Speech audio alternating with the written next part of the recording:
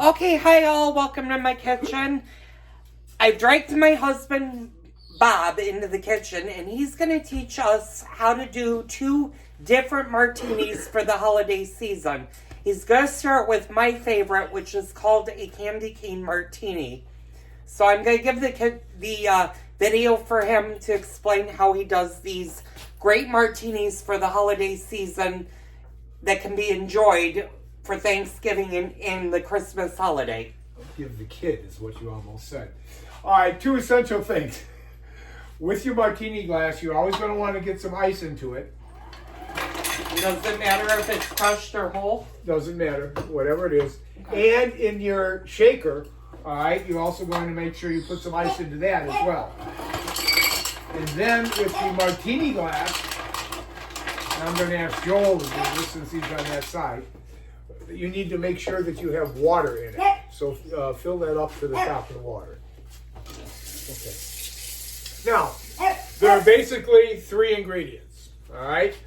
You've got your vanilla vodka, and there are 1.5. What I'm going to do is use 1.5 shots of vanilla vodka. Now, I used to do this when I was in bartending school without a problem, but I've got to use I don't even know what you call these. Anyway. I guess they're the measuring cups. glasses. All right, the measuring cups, and you put 1.5 shots of vanilla vodka.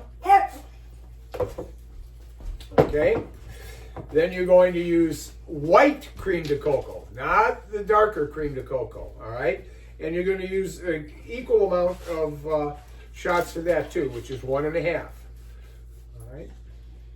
Now I am unlike many people. I measure rather efficiently. All right.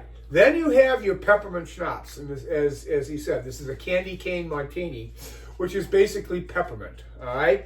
And you're going to put about 3/4. I'm going to put a little bit more actually of that into the shaker. Now, when we say shaker, there's a reason for a shaker. And that is the fact that you're going to take this, you're going to cover it up, and you're going to shake it as vigorously as you can, just like any other martini. All right? Now, this is cold to my touch because of the ice and the shaking. And then what I'm going to ask you to do, Joel, can you dump that, please? All right. And hopefully this is going to work. This is cold as well. And you're going to just pour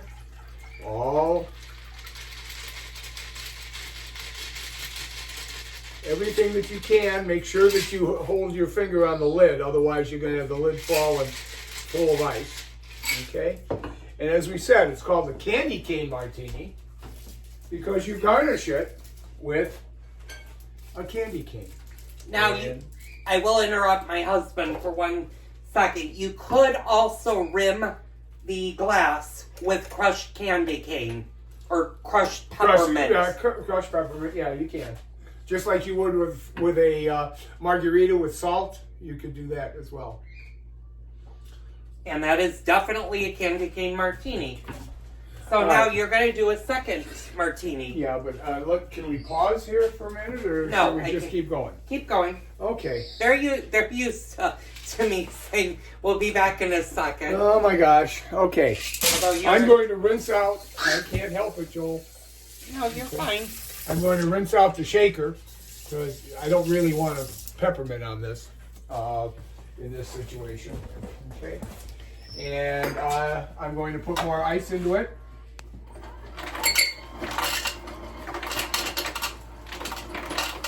Well, first off, what's the second martini that you're going to be making? I'll tell you in a minute. Okay.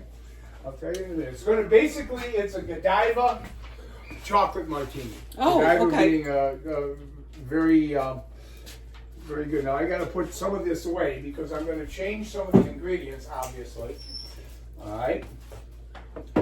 And I'm assuming it doesn't use the peppermint. It does not use the peppermint. Okay, I'll put that off to the side. But it does use the vanilla vodka. Okay. Excuse me, I got to get something out here too. Okay. Now, oh, I forgot to do my little thing with the ice here. And again, these are all very simple. They're all very simple martinis that you can make. And unfortunately, I haven't made the Godiva for a long time, so this is going to be something new for me. So I'm going to bring my recipe out there just to make sure I know what's going on. And excuse me, one moment. And for those of you that aren't familiar with Godiva liqueur, it is the chocolate liqueur. It is a little bit expensive. Yeah, it is. Okay, now the Godiva is a very chocolatey liqueur. Just it's a liqueur, and you can actually have it by itself at any point. So, basically, what the Godiva, what you do with the first thing is you put 1.5 ounces, just like we did with the others. Oh, okay. Now you're using the dark chocolate Godiva. Yes, I'm using the dark. There is a white chocolate as well. Can you use the white chocolate? I don't see why not. I've never done it, but like okay. But okay, that's well, all right. Viewers. Now we're also going to use cream de cocoa, but as I said, the cream de cocoa that we used was the white cream de cocoa, and this cream de cocoa is the dark cream de cocoa. And you're going to again use the same measurement as you did with the Godiva, 1.5. My hand is going to smell like liquor. Oh, you're home. We have a Yeah, I know. All right. And the counter is going to smell like liquor. Okay. We'll watch that. Now, there is not a lot of alcohol because Godiva is an alcoholic drink as well. But there's only 1/2 ounce of, let me see, 1/2 ounce of vanilla vodka, just like we used with the other. Of course, a little heavy-handed. I'm a little heavy-handed there because I really like that. I think I'm going to also be a little more heavy-handed with this too. Well, actually, in all 3 ingredients that he put in, the Godiva, the cream de cocoa, and the vanilla vodka, all do have alcohol in them. Oh, so. Yeah, they definitely do. Okay, now, this calls for something a little bit different. I always put the caps back on because I have a tendency to knock things over. My elbows move, okay? This calls for 2.5 ounces of half and half. And it doesn't say cream or anything else. It literally says half and half with what I've used. So, what did I say? 2.5? 2.5, yeah. Hold on, I'm going to do it this way. Because that's a 2-1. 1, 2, half. Okay. So 2.5 ounces of half and half. And like any other martini, you're going to take it and shake it well. Make sure you keep your hand on the cap as well. Okay?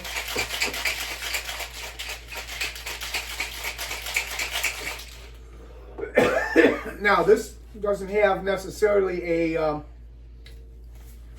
peppermint. However, bring that back there, please. Bring the washcloth back, please. Basically, I'm going to rim the cup with some chocolate syrup. And for being a diabetic, I shouldn't do that, but I do like. Okay, then you. I don't know why this isn't coming off. There we go. All right. So.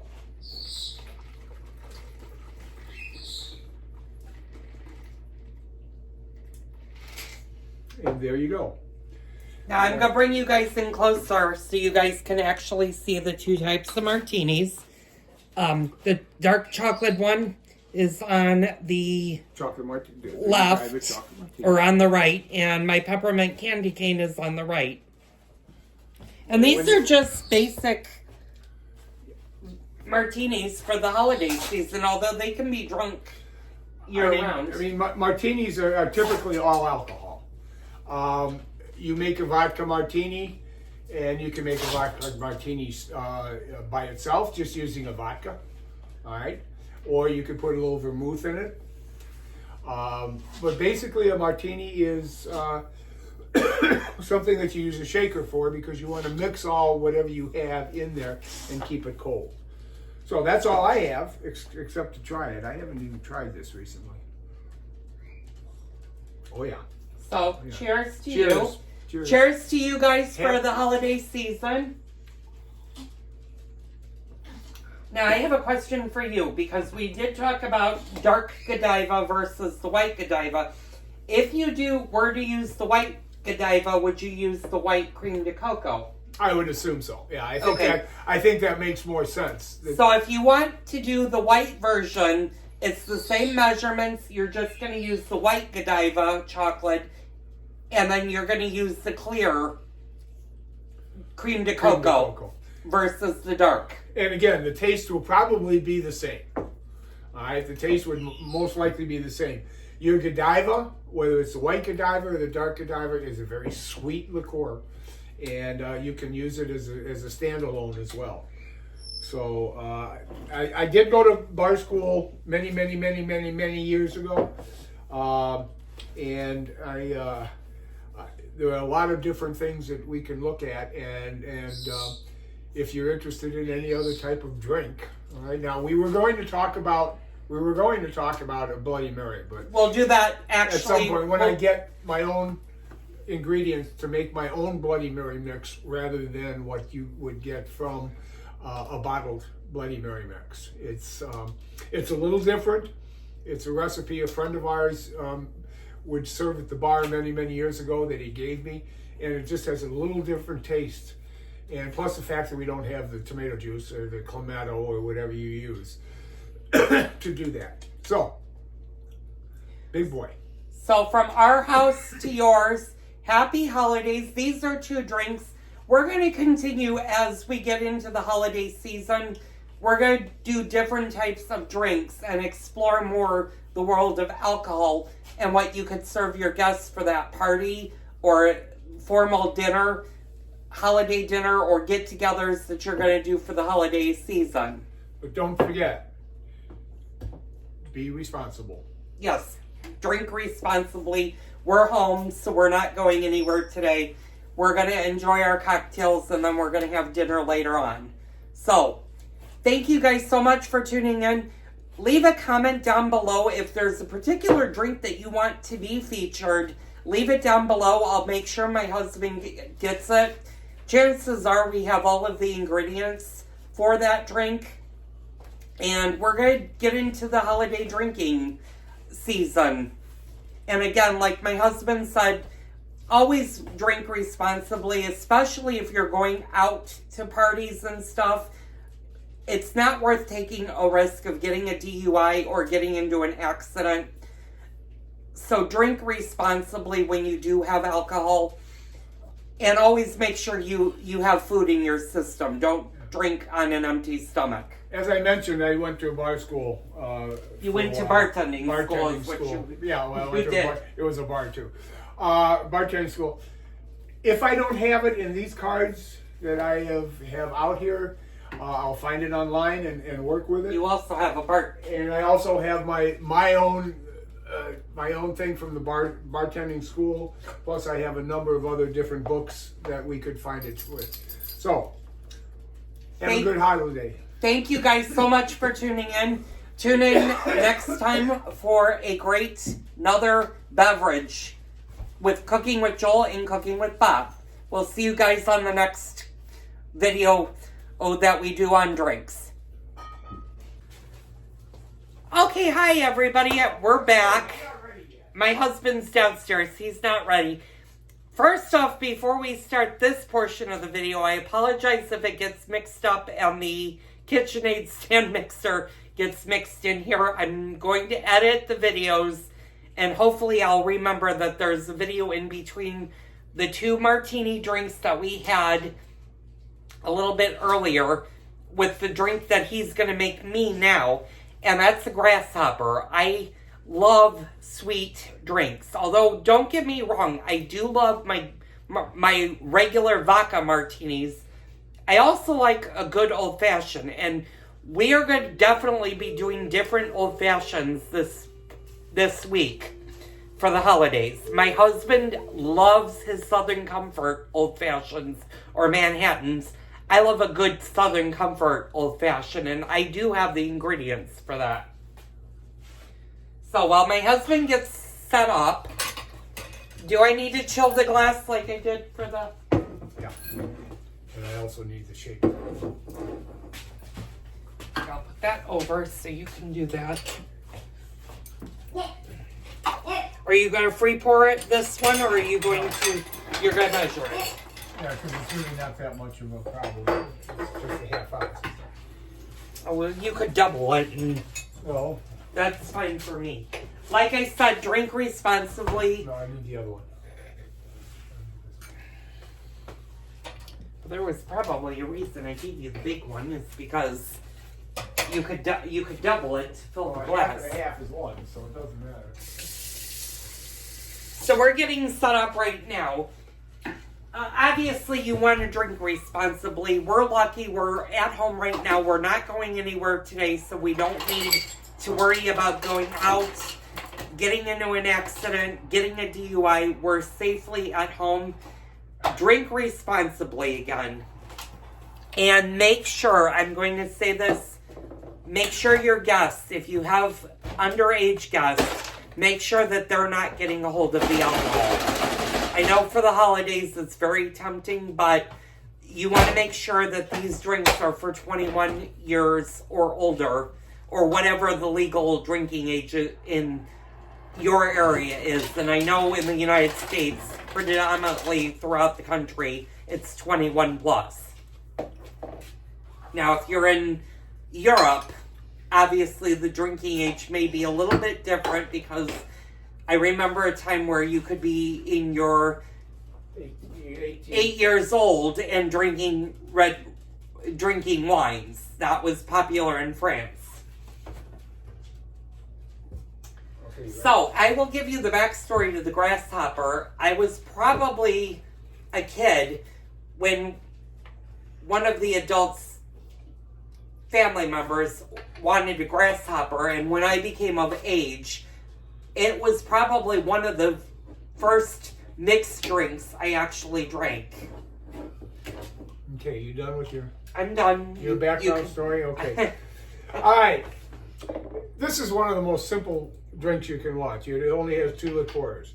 It has cream de menthe, which is the green cream de menthe, and a white cream de cocoa. Now, he wanted me to double this. So we'll see what happens there. So all you need is 1 ounce of cream de menthe into your shaker. Again, this is a martini, and you will shake it in a shaker and then pour it into a stemmed glass. He's going to use a martini glass. Okay, and then 1 ounce of basically regular cream de cocoa. Now, Right. you said this was doubled, so are those the double measurements? Those are the double amounts. So cut them in half if you're going to do a single. Very easily. Then you're going to go back to your half and half. All right. Now it calls for 2 in the regular recipe. I'm going to add a third.